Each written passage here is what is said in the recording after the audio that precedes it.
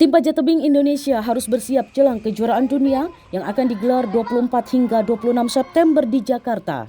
Ada 42 atlet yang disiapkan untuk tampil di kategori speed dan lead. Tim pelatih menyebut saat ini Kiromal Katibin dan teman-teman sudah dalam kondisi siap 99%.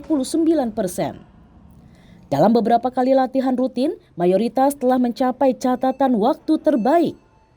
Bahkan melebihi persiapan saat berlaga di Edinburgh.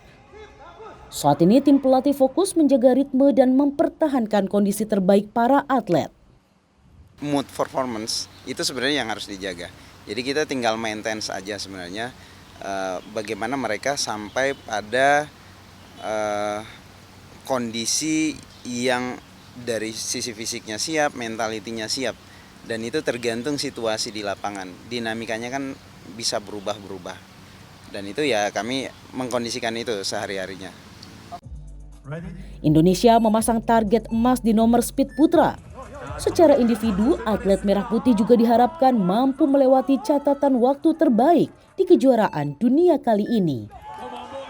Rinin Taniken, Angga Nuriski, Kompas TV Bekasi, Jawa Barat.